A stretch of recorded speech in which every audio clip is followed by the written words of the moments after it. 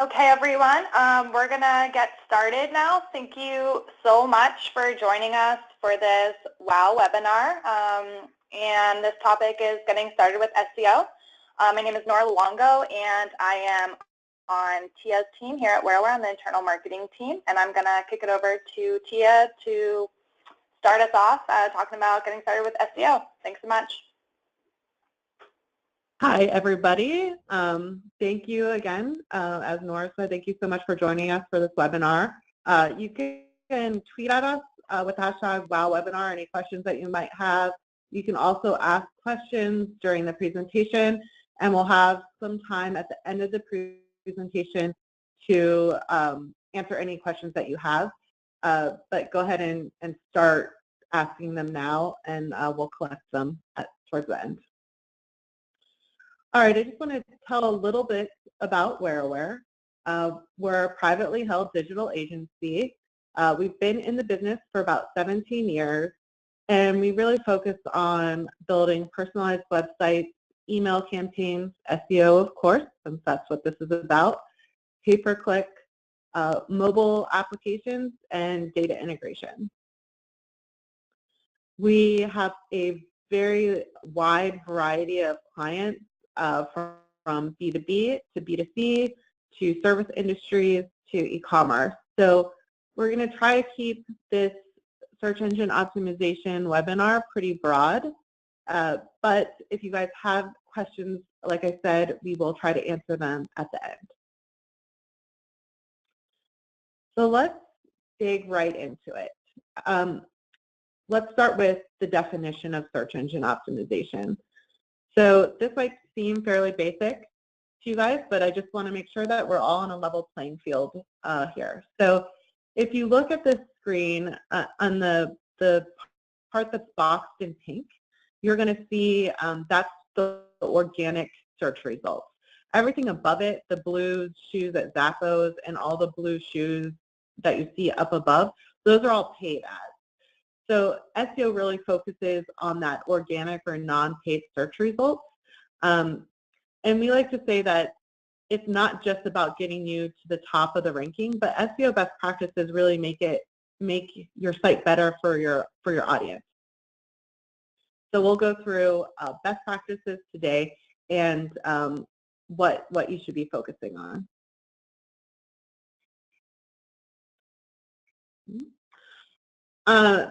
Just to kind of, I'm sure everybody knows how important organic search is, but this stat from Bright Edge really kind of drives that home, where they're saying organic search is really the primary channel for most websites, and it drives about 51% of the traffic. And Google receives 57,000 searches per second on any given day. That is a huge stat. So we want to try to get you into one of those 57,000 searches per second. And so let's dive into what the SEO basics are. So the first thing I really want to focus on is content. Really for SEO, content is king. It is the easiest and most important thing you can do for your site. So when you're thinking about content and you're writing content for your website, what I really want you to think about is high quality content. So you want to make sure that you're not copying and pasting content from somebody else, that it is valuable to your audience. You want to make sure it's really simple and clear and coherent, that it's credible, make it entertaining, educational, relevant, unique, and you also want to make sure that you're using your keywords in it, and that it's fresh and on trend, and that you're incorporating images and videos in it. And if you think about it, content is really the best carrot you can provide for link backs, which is important for SEO. So in order to get other people linking to your website, they generally do it through, if you have really great content, they link back to that content. So when you're developing the content, you really you need to start doing keyword research. So I'm going to talk a little bit about keyword research because it is one of the most fundamental things you can do for search engine optimization. So we have a process that we go through ourselves when we do keyword research. The first thing that you do is you look and see, is the keyword actually relevant for your site? You understand which websites rank for your keyword so you can evaluate the competition. So if you're going after a keyword like blue shoes, like in the earlier example, a lot of people are going after that keyword. So you might want to change what that keyword is for your site so that you're more competitive. So maybe you make it a longer tail keyword like blue suede shoes. The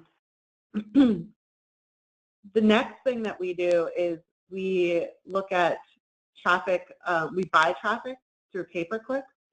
And you'll hear a lot of times that pay-per-click and organic keyword research kind of go hand in hand.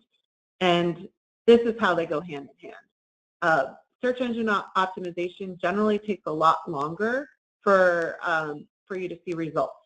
So you'll pick a keyword, you'll develop content around it, optimize your site around it, but then it's going to take a little bit of time in order for you to see if it actually worked. Whereas in pay-per-click, you get to see the results immediately, so you can test those keywords pretty quickly on if they should be used in organic or not. And we like to say that you should aim around 200 to 300 clicks to see if you are getting a conversion that works for your website. And then lastly, you're going to want to create a list of those valuable keywords, so then you can start creating content around those keywords. So here's a list of a bunch of free keyword tools that you can use, and you'll get this presentation at the end, and all these are linkable. But WordStream, Google AdWords Keyword Planner tool, Google Trends is great just to see what keywords are trending. That can give you an idea of what types of content you should be developing. Since those keywords are trending up, you might be able to get there first before competitors. Bing has a keyword tool, and then Word Tracker is also a great tool. So let's talk about keyword usage. Lots of times people are like, well, how many times should I put a keyword in my content? So this is kind of a little guide. It's from Moz. And a lot of this content is from Moz.com, which is a great search engine optimization resource. And we'll talk about titles and meta descriptions in a second, but basically you want to have it one time in the headline and then 2 to 3 times in the content itself. You don't want to stuff keywords in your content.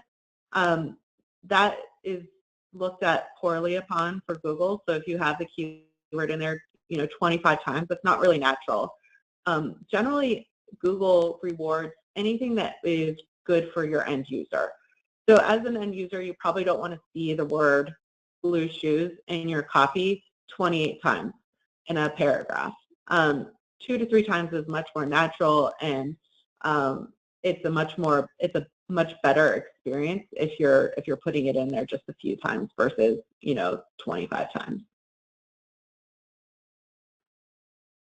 So here we're talking about alt tags and tags and alt text.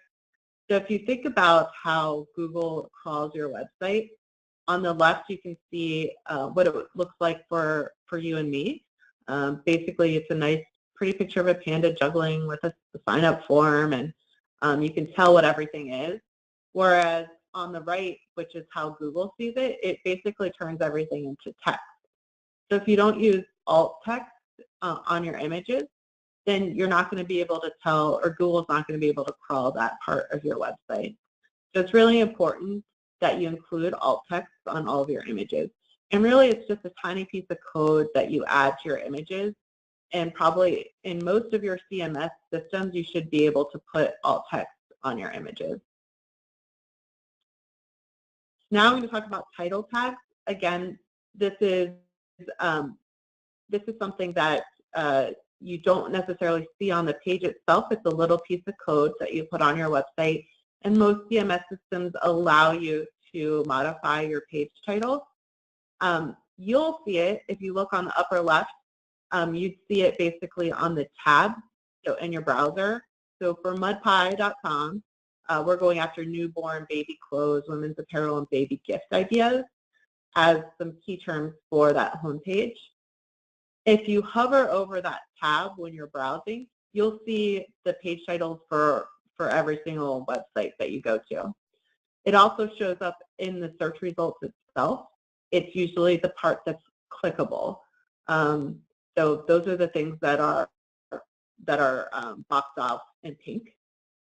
And there's a few kind of rules of engagement or best practices for title tags. The first one is it unique for each page. So you need to have a different title tag for each and every page that you have. You do not want to have duplicate title tags. So you don't want to have, Mud Pie shouldn't have newborn, babies clothes, women's apparel, and baby gift ideas for every page. Every single page needs to be different. The second one is that it needs to be under 50 to 60 characters. And that's because Google will basically cut off the title after that number of characters, and they put ... So if you can't keep it under 50 to 60 characters, make sure you front load it, so put all the important keywords in the front of that page title. And then the third thing is make sure it includes your keywords. Going back to that little chart that I showed you that was from Moz, they suggest that you put it at least once in your page title. All right, the next thing we're going to talk about is meta description. Again, this is a piece of code that goes on your site. It does not show up anywhere except on your search results. And again, a lot of times CMS systems allow you to modify this. So when I think of meta descriptions, I think of a potential ad for that specific page that you're trying to optimize. Meta descriptions don't really have any impact at all on how high you rank. Google doesn't really include that in its in consideration set when you're pushing your website up on the search result page. But it is great for click-through, which does actually impact. So how often that specific page is clicked through does impact.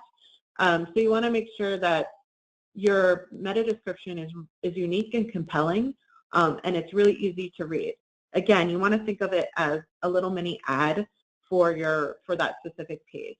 You want to keep it under 155 characters, and that is because, again, Google will cut it off and do the ...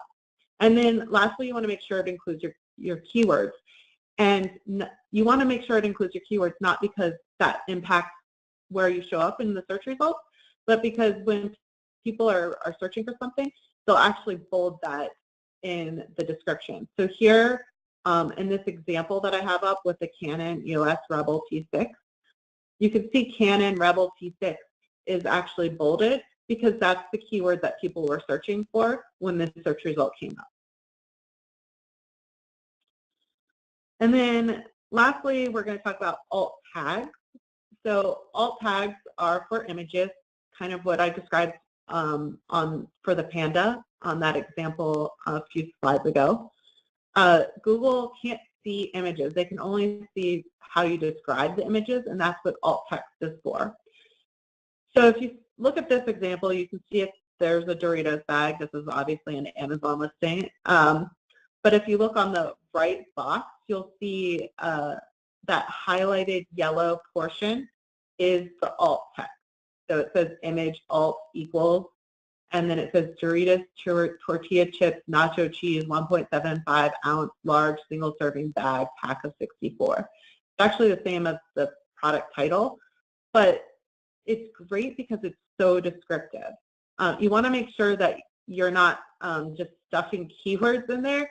You want to make sure that you're being super descriptive of what the image is. You want to keep it under 140 characters, and then you need to go through your website and make sure every single image has alt text. All right, the last thing on content that I want to mention is duplicate content. So this is one of the bigger problems with content is duplicate content. It's because search engines don't know which version of that content to include in their results or to exclude. And it occurs in a wide variety of ways. Sometimes it will be URL variations, and this is really common for e-commerce websites. So there might be someone searching for a blue widget, and the URL is blue widget with the dynamic URL color equals blue. And then you might actually have a landing page that says blue widget. So Google doesn't necessarily know which one of those pages they should be serving up in the search results. And then what happens is it will split the traffic between the two pages instead of concentrating that traffic on the one version. It also happens with HTTP versus HTTPS, www versus non-www pages. And then if you scrape or copy content, which again we already went through, but scraping and copying content is never looked upon well for a variety of reasons. So one of the best ways to fix duplicate content, or one of the easiest ways, is to use a 301 redirect. 301 redirects mean that even though that page exists, it will always redirect to the page that you want it to. So in our example here, let's say we want the question mark color equals blue always to redirect to blue widget. That means no one can actually hit the question mark color equals blue page. It's always going to redirect to the blue widgets page. But then Google knows that, in fact, the blue widgets page is the page that you want to show up in search results. Another way to fix this is if you still want to be the end user to access those pages, you can use a canonical. And that's, again, it's a little piece of code that you would add to your website to tell Google which page it should be using as your main page. So that way you get rid of that duplicate content. All right, the next thing that we're going to go over is URL structures. So in this example, the URL is pretty self-explanatory, but it's that green text that's boxed in pink in this example, and it's generally what people type in order to get to your page. So one of the things that I always like to talk about here is you want to make sure that your URL is really easily understood without any other context. So here, if you didn't have the table lamp :target or the description, you would still be able to tell that you're going to end up on a table lamp landing page. If you look at this example here, again, this is from Moz. The example on the left with the IMDb, this is an example of a really unclear URL. You can't really tell where you're going to end up. Whereas the example on the right, you can tell you're going to land on a dog birthday cake recipe. So just like everything else with SEO, you want to make sure that your URL is really easily understood by the end user. So there are a couple of rules that you can follow, or best practices. You want to keep it simple, concise, relevant, compelling, and as accurate as possible. So if you have a table lamp in your URL, you don't want to take them to chandeliers, because that would not be accurate. You want to keep it shorter than 2,000 characters. And then you want to make sure that you're keeping it in the ideal format, basically with, you want to go from your largest category to your smallest. So you would do / the main category, then the subcategory, and then the actual page is generally how you want to go about creating those URLs. Try to use all lowercase letters if possible, because if you do a mix of uppercase and lowercase, you could end up with duplicate content. And then you want to use hyphens to separate your words. So just like in point 3 here with the ideal format, you want to use hyphens instead of underscores for that URL. Okay, so now I'm going to jump into local SEO. So this local SEO is becoming more and more important, especially if you have a brick and mortar store. But even if you don't, if you have a service store that you service an area, it's really important. So I'm going to just quickly walk through some best practices for local SEO. 80% of consumers have used search engine in the past week to find a local business. And I heard another stat recently where it said 50% of local searches end up in a visit to the store. So obviously local search is becoming more and more important as people use their phones to kind of find what they're looking for. So some best practices for local SEO are a lot of the things, the on-page changes are what we talked about earlier with the title tags and meta descriptions, page content and images. One other important thing for local SEO is something called NAP, which is name, address, and phone. And you want to have that on every single page. And make sure that it's consistent and always the same. The next thing that's really important is showing credibility. So that's using testimonials, accreditations, or external reviews to kind of prove how credible you guys are. And then last is link structure, which we talked about a little bit already in your URL structure, but you want to make it really easy for a search engine to understand that you have a store or you service areas in the specific location or city. And you do that by making sure that you have a page for each location that you service or that you have a store in. So another piece of local SEO is making sure that anywhere you're cited online that you have a consistent map. So that's name, address, and phone number. So one of the first places that I would go is claim your Google My Business. And you can see an example of that with where here. On the right is how it shows up in search results when you've claimed your business on Google. And you can see our addresses up there and our phone number, and you can see reviews and all that good stuff. So you actually have to, this is how you edit your business on Google. You need to go and claim your business on Google now if you haven't done it yet.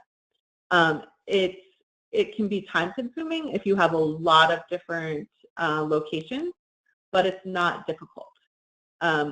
Usually you can say that you own that business, and then either Google will call you or to confirm that you actually exist, or they'll send a postcard with a code on it, and then you put the code in to claim your business. Once you do that, you can go in and edit things like what you should be categorized, what type of business you are. So here you can see in where we have internet marketing services, marketing agency. You can only choose from what they have selected. So it might not be exactly how you want to be described, but you need to get it as close as possible. You can also put in the area that you service. And then again, you put in your phone number and your address and all of that good stuff as well. So here's our Facebook page, and I just want you to take note that, again, our address and phone number are consistent. So it's the same as what's on Google Our Business. And I know that seems really intuitive, but you'd be surprised at how often someone else created that page for you, and they got your address wrong, or it's an old address and you had moved locations, or an old phone number. So you just need to make sure that you go through all your citations online and make sure that they're all consistent. And then here, this is another example. It's just a business listing. So you just want to make sure, again, that all of your listings are consistent and that any duplicate or out-of-date information gets cleaned up. All right, so that's it I have for local SEO. And again, these are all basics. So there's a lot more to SEO than this, but I just want to give you at least a little bit of a foundation to kind of get started on your own site. So the next thing we're going to talk about is link structure. So when I talk about link structure, I talk about how does Google find your website? How do they crawl it? So if you look on the picture on the right, you can see all the green leaves link back to the tree trunk, which is, you can think of the tree trunk as your home page, and then maybe the 3 big branches as your main navigation, and then the little branches as your sub-nav. So the blue leaves on the right aren't connected. And this happens a lot if you create landing pages for your website. Lots of times they won't be connected to any other category on your website. It's very common. So you just need to make sure that you're extending that branch so that Google can actually find those pages. That's one of the more important things with link structure. And here you want is kind of the ideal link structure for your website, and usually it's in a pyramid structure. And you want to have the minimum amount of links possible between the home page and any given page, and that's why we suggest a pyramid structure. And this is helpful because it allows link juice to flow throughout the entire site, basically increasing the rank potential for any page. So I would say that on the main nav side, you can see those, like if your home page is the blue dot, then the second layer down would be your main navigation. I would keep your main navigation to around 5 to 7 at the most. If you get any higher than 7 main nav categories, you're really making it difficult for users to find anything. I think 7 might even be a little much. But you want to just try to think through it from your user's perspective and how easily can they find information. Again, Google always rewards you if you're thinking about your end user. The next thing I want to talk about is forms. So forms are, one, they're the biggest culprit for not being connected to the rest of your site. And 2 is you want to make sure that those pages are accessible to search engines. So if the form is not included or built directly into the site, if you use an iframe or Java or something else, lots of times Google can't read that. And that kind of goes to my next warning. Using Flash in Java, we suggest trying to avoid it as much as possible. Any types of plugins are generally not accessible to search engines. Google's getting better at this, but they're not perfect. So to be safe, we suggest avoiding Flash and Java and any other third-party plugins. And that's really only important if the Flash or Java or the third-party plugin has content that is going to be important for you to rank in search engines. It's okay to use it if that piece of your website's not important that it shows up in search engine results. All right, the next piece is limit your links. Search engines have a rough crawl limit of 150 links per page before it stops.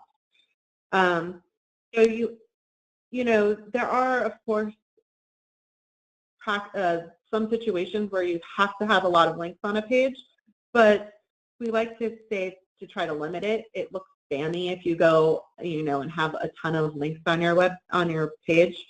So in general, limit the number of links that you have on your pages. And we covered this already, but the next thing is iframes.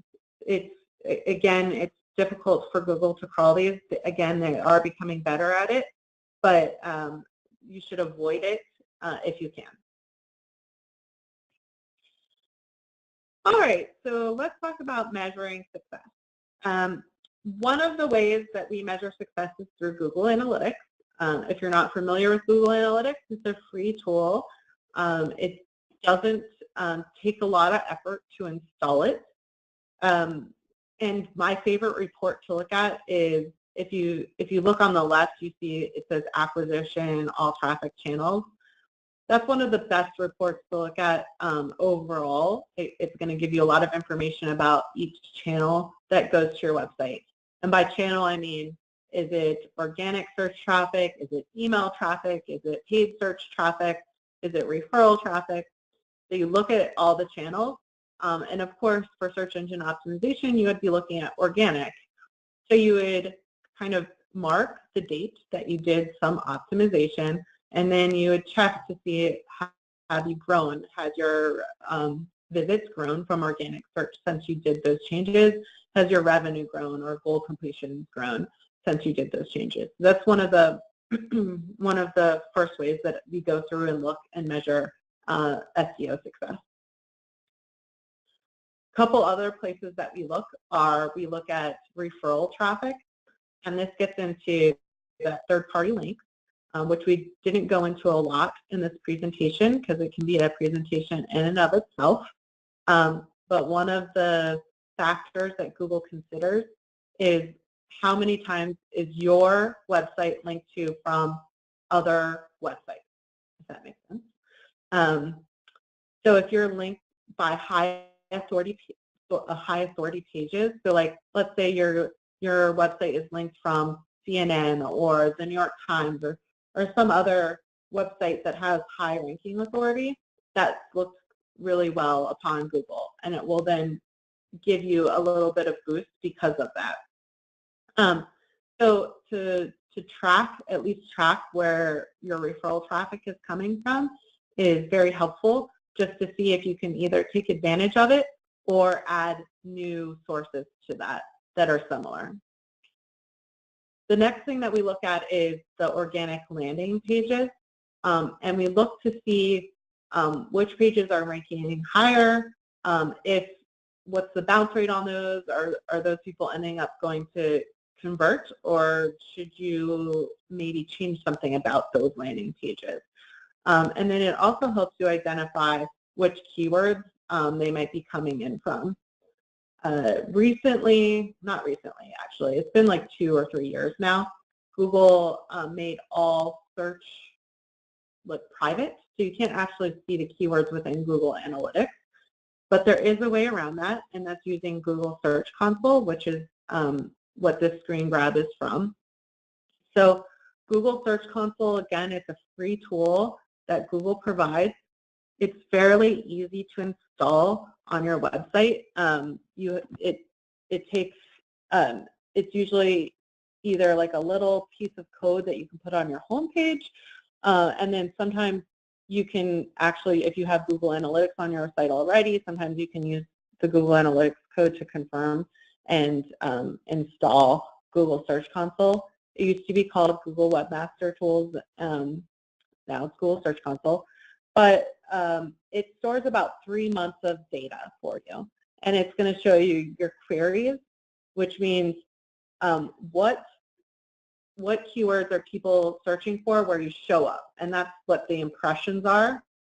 Clicks are how many times did people actually click through based on that keyword. Click-through rate is self-explanatory. And then position is where are you on that page. So if you are position 1, obviously you're the first organic search on that page. And generally between 6 to 7, you're still on the first page. And then beyond that, you get kicked to the second page of search results. And usually you want to be on the first page to get any major clicks. However, you want to track to see where you're at on the second and third pages of results. Like I said, they only keep 3 months of this data. You can export it and store it so that you can keep track of it more yourself. And then the other thing is you want to track to see if you're going up or down in that position as well. So that's the other tool that we use in order to see how well we're doing on our search engine optimization. So now that you have all that information, what are you supposed to do next?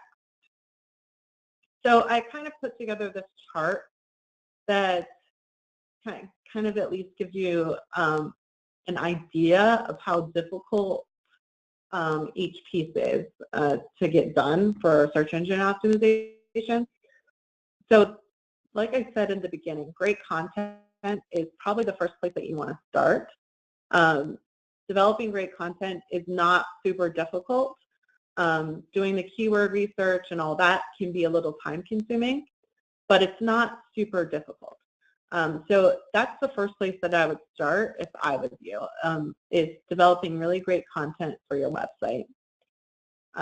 Link structure, employing local SEO techniques and measuring success, I put in the range of 2 to 3. Generally, you know, link structure is not too terrible to try to fix. Local SEO techniques, you know, again, it's time consuming if you have a lot of different locations.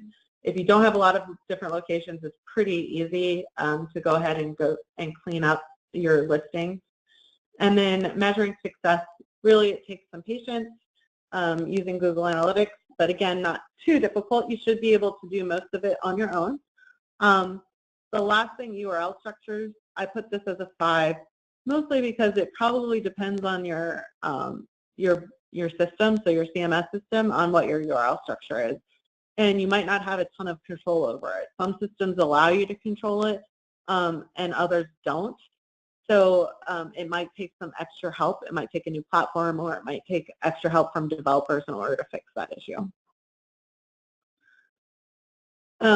I've also put in some really great resources for you. There's a lot of great information online to help you get started. I quoted a lot of stuff from moz.com here. They have a great guide to getting started with SEO, and then they have a ton of valuable resources.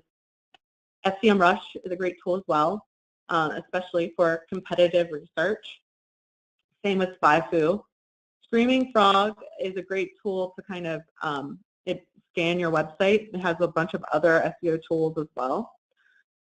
Search Engine Land, and then Google Search Console or Google Webmaster Tools is the last tool in there that I mentioned for measuring success. Most of these have free versions, and they're pretty simple and intuitive to figure out how to use. So with that, I'll take any questions that you guys might have. Nora, do you have any questions? Yes, actually we have a ton of great questions. I'm just going to say that a lot of you have been asking if we're going to be sharing the presentation. We will be sharing the slides, the presentation, and you'll also be getting a 5 steps to getting started with SEO checklist, kind of summarizing everything that Tia went over. So we're just going to get started here with some of the great questions that we've gotten. What does it mean to make your context or content indexable? So you just want to make sure, I went through some of this later on, but you want to make sure that it's connected to another portion of your website. So that was that tree graphic. You want to make sure that you're not using Java or anything like that, so that you can actually, so Google can actually crawl it and index it. Hopefully that answers that question. Okay, let's go on. What impact does Facebook pages have on SEO, specifically if a retailer has 500 plus store locations? Is there a value in having static location-specific pages? I'm sorry, could you ask that one more time? Sure. So speaking about Facebook pages, when you have to add a address, if you have different store locations, is there value in having a static location, or is it okay to have differing locations?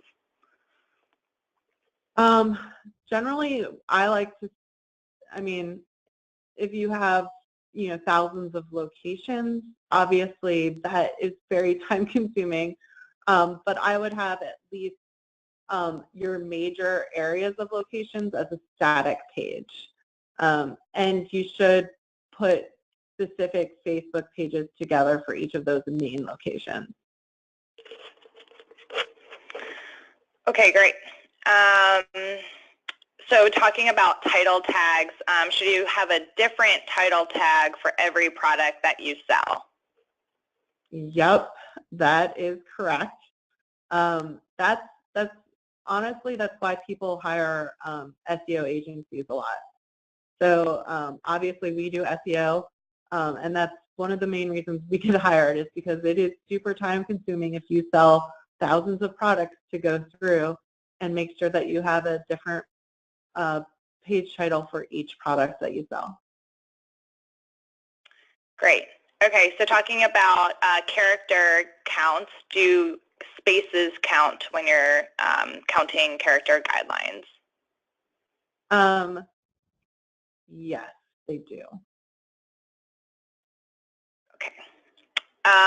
And on the same vein with character counts and URLs, how do bit.ly URLs or vanity URLs work with SEO? Is it negative, positive, neutral? Usually they're neutral because they're redirecting to a specific page on your site. So it doesn't, bit.ly doesn't usually have an impact on your SEO. The only thing I would say is that bit.ly doesn't allow you, if you're using bit.ly for like social media purposes, it doesn't tell the user where they're going. So I would prefer to use a service that allows you to have more of a vanity URL that at least tells the end user where they're going to end up when they click on it. Great. So we talked a lot about Google, but someone's asking, would you recommend claiming your business on Bing as well? Yeah, yeah. Bing has a lot of the same features that Google has.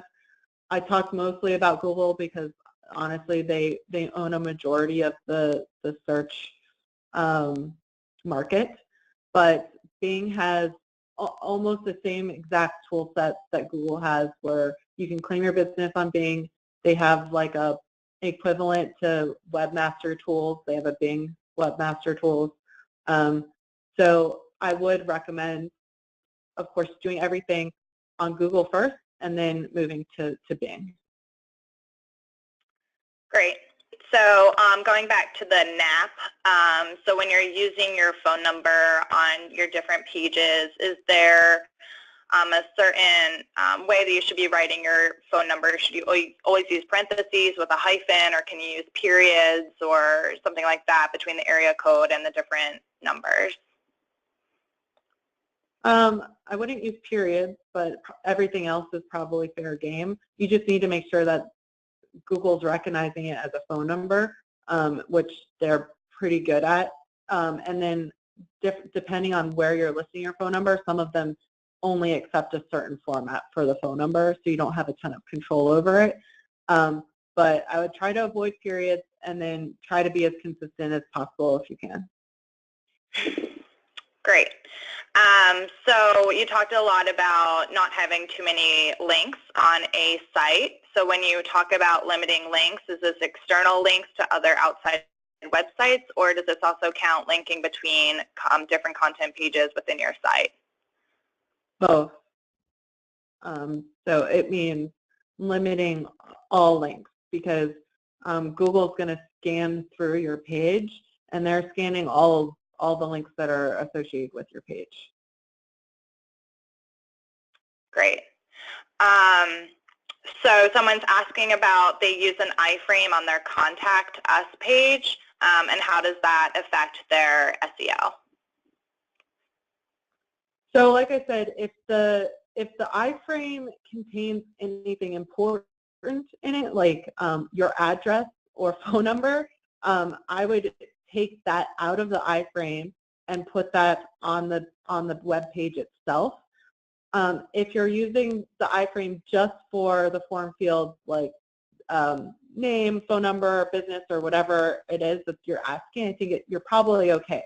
You just want to make sure that there's nothing in the iframe that you would want to be indexed by Google. And so if it's just the fields that you're asking for, that's fine. Any copy that is associated with the form, you probably want to move to the page itself. Great. So we got a great question here from Timothy. With Google switching to a focus more on topics and intention and less so on specific keywords, how would you recommend we start modifying our practices to prepare for that shift? That is a great question. So Google has switched focuses from individual keywords to more of topic focus, and that means that you get to start using variations of keywords more often, and then also keywords that are associated with specific topics. So if we're doing, there's been a lot of talk about kind of content hubs. So let's say that right now where we have a whole bunch of blog posts about search engine optimization. We have it on keyword research. We have it on best practices for content writing. All those would be considered part of that content hub, and you just need to create an SEO main page that links to all of those individual topics. So I don't see, you still have to do keyword research, you still have to do a lot of this stuff, but it'd be more looking through the content you have, and are there ways to roll up that content under bigger topics. So it's easier for people to kind of get to all the information they might need on that topic, and for Google to get to all the information that it needs to see on that topic. So again, you still have to do the keyword research, you still have to do a lot of that stuff, but it's more about how you're organizing that information within your site. Great. So someone had a question about sitemaps. So do all of our landing pages need to be accessed by a sitemap, or is it okay if they're only accessed by a direct link? How does that affect SEO? So you generally, I mean, the sitemap itself, it depends on what type of sitemap you're talking about. You want to make sure that they're all listed in something called an XML sitemap, because that's, you can upload that to your Google Search Console, and then that tells Google which pages you want indexed on your website. It's a way to kind of speed up the process.